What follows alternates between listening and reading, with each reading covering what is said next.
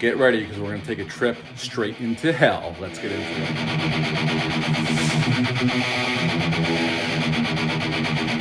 Welcome back to my channel. I hope you're all doing well out there. And today we're going to talk about Rob Zombie's first theatrical film. But before we get into it, like, comment, subscribe. Join me here. I greatly would appreciate that. Click on a little notification bell. That way, every time I upload a video, you will get notified. You can come on back and see just what in the hell I got going on over here. So yes, this film had a long road to the screen. House of a Thousand Corpses came out April 11th of 2003. This film was actually completed in 2000. It's rated R. It's an hour and 29 minutes long. Had a budget of $7 million. And upon release, it made 16.8. I actually saw this opening night, Friday night, with a bunch of friends of mine. And this was written and directed by Rob Zombie. This film came about, Rob Zombie's working with Universal on some haunted houses for their Halloween Horror Nights. And one of the executives came up to him and said, because he had directed some of his music videos at that point, and asked him if he had any ideas for a movie. And he came up with this pretty quickly, and before he knew it, he was greenlit, and he wrote the script, and off they went. This was mostly shot on the Universal backlot. As a matter of fact, the Firefly house is the same house that was in the little whorehouse, the best little whorehouse of Texas, or in Texas, sorry. And this cast is a bunch of genre favorites and cult actors. We got Sid Haig as Captain Spaulding, who we see right off the bat, and it's a hell of an introduction. We have Karen Black as Mother Firefly. We got Bill Moseley as Otis Driftwood. We have Sherry Moon Zombie as Baby Firefly. And then we got Chris Hardwick as Jerry. He's one of these four friends driving across country. Rainn Wilson is the other guy. Bill and her two girlfriends are driving across country writing a book about these roadside attractions that are kind of off the beaten path. And we got Tom Tolles in here. Walton Goggins is in this film as two police officers and a bunch of plethora of other character actors and cult actors you'll recognize if you're a film fan. And as we all know, if you're a Rob Zombie fan, Rob Zombie, especially this film, and I'd even say The Devil's Rejects, is heavily influenced by Tobe Hooper's The Texas Chainsaw Massacre. The only thing is this movie is a bigger family and no chainsaw, although I'm surprised because he throws everything else at the screen for you. And this movie is basically, at the beginning, we're introduced to Captain Spaulding. He runs this gas station and fried chicken, and he has a murder ride there as his sideshow attraction. And it's a hell of an introduction. And Sid Haig is, you could tell he's having a blast playing this character, and I love this character. So I have two shirts based on Captain Spaulding. I absolutely love that character, and his dialogue, the way he delivers it, he's great. And then we meet our four youths that are driving across country. And they stop at Captain Spaulding's like you would if you're writing this type of book, because it's a lot of neon out front, and you go inside and there's all these like little freak show kind of things on the wall, dedicated to horror or different kinds of things, weird stuff, and they want to do the murder ride, which they end up doing. And they're asking about Dr. Satan, because it's one of the murders that are in the murder ride, and it's like a local legend, and Captain Spaulding draws them a map, and they go off, and they end up picking up a hitchhiker, which is Baby. And then they go back to her house, they have car trouble, and that's where everything goes to shit. And that is basically House of a Thousand Corpses without going through the whole plot.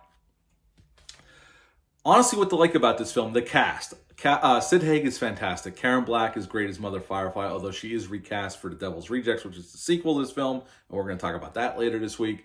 Bill Moseley is fantastic as Otis. He's intense, totally messed up, and unhinged in all the best kinds of ways. Sherry Moon Zombie, I know she gets a lot of shit, but I actually think she's pretty damn good in this film. I think she's pretty damn good in The Devil's Rejects as well. I know her acting can be uneven at times, but I think in this, especially this first film, I think she's pretty good for what she's supposed to be. And I have no complaints about her acting here.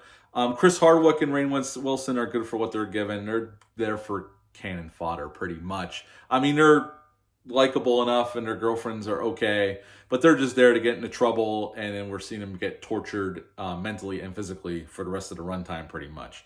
The family itself, the setting of the house, and all the things that are going on, this whole cohesive family unit, and there's more members of it I'm not even talking about. Tiny, Grandpa, just a lot of other characters here that I'm not even talking about. It's all well done. It feels grimy. It feels lived in. But overall, it's a simple story, and it's just about these murdering psychopaths basically torturing these kids that run afoul of them, and that's pretty much the movie. There's some cool gore gags, although this movie's it's intense for sure, but a lot of the gore was cut out. Rob Zombie famously had, I think he had to cut out there was a lot of footage cut out and supposedly it's lost and will never, because there was a talk of releasing an uncut, unrated disc way back in when after this was released on home video. I remember Zombie talking about releasing an unrated cut, but supposedly Rob Zombie says the footage is lost, so we may never see it. I know the original DVD had some deleted scenes, but there was more gore, more violence that they had to cut down to get an R rating. I like how Rob Zombie handles the direction here. It looks like a grindhouse horror film, which I know that's what he was going for. The insert shots are a little awkward. Even when I saw it in the theaters, I thought that was a little awkward, but they're kind of fun, and I've accepted them as part of the charm of the film by this point, because I've watched this film many times. I just watched this last weekend with my buddy Dale A. from the Bat and Spider podcast. We did a double feature of this and Devil's Rejects. He had never seen them, so it was a first time watch for him, and I hadn't watched them in a while. So, and I am a fan of this film, so I'm bearing the lead up front.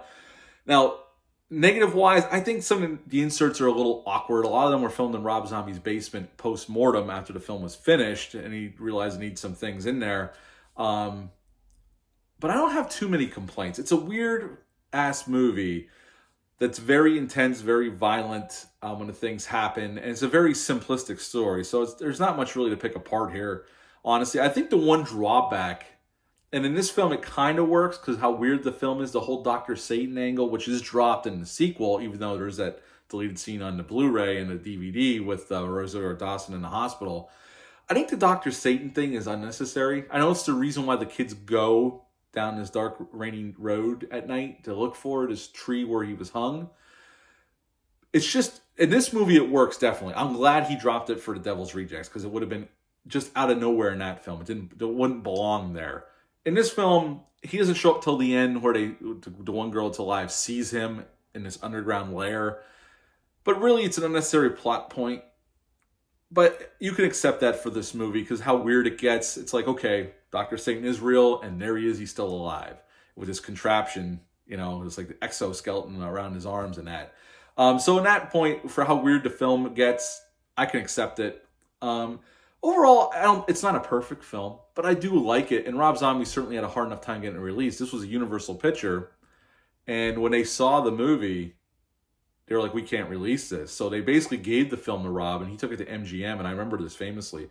MGM was going to release this film, and Rob Zombie in an interview said, jokingly, that I guess MGM doesn't have high standards. And then MGM dropped it again. And then finally Lionsgate released it in 2003, and we finally got to see this film. But even Rob Zombie said this is like, he has a lot of issues with this film looking back on it. I like it though. The characters are interesting. I like the bad guys for how abhorrent they are. I think they're interesting, and they're kind of, even though sick and twisted, they're kind of fun to watch what they're going to do next. And I've always enjoyed this film. A little quick story. I saw this opening night with a bunch of friends of mine at the Regal Cinema in Hazleton, Pennsylvania. And halfway through the movie, the lights started flashing. The fire alarm started going off. And because the movie is so messed up and so weird, we thought it was part of the show until somebody from that worked for the theater came in and told us we had to get out of the theater. We went out to the parking lot, and after about 10 minutes, they let us back in and restarted the film. But I always tell people that story when I first saw this film. We just sat there like a bunch of goofballs thinking it's part of the movie. And obviously it's not, but because the movie's so strange, we just thought, okay, Rob Zombie's going all William Castle on our ass, but that wasn't the case. Other than that, I don't have anything else trivia-wise. There's a tons of stuff online you can look. Rob Zombie's spoken about this film before. You can find interviews with it. A lot of trouble getting to the big screen, but finally got released, and then it did well enough that Lionsgate brought him back to do The Devil's Rejects, which I am going to review that film later this week. I would give House of a Thousand Corpses an 8 out of 10. I like it that much. It's a weird-ass film. It's not perfect, but it has its charms, and I like the characters. So yeah, 8 out of 10 for House of a Thousand Corpses. If you've ever seen this film, leave a comment down below. Let me know. Hit the thumbs up, hit the subscribe button, share this video. I would appreciate that. I'll be back with The Devil's Rejects a little later, and then Saturday I'm going to drop my out of the theater reaction to The Batman. I'm going to see it Friday evening. I can't wait for that. But until then, I hope you're all doing well out there, and bye.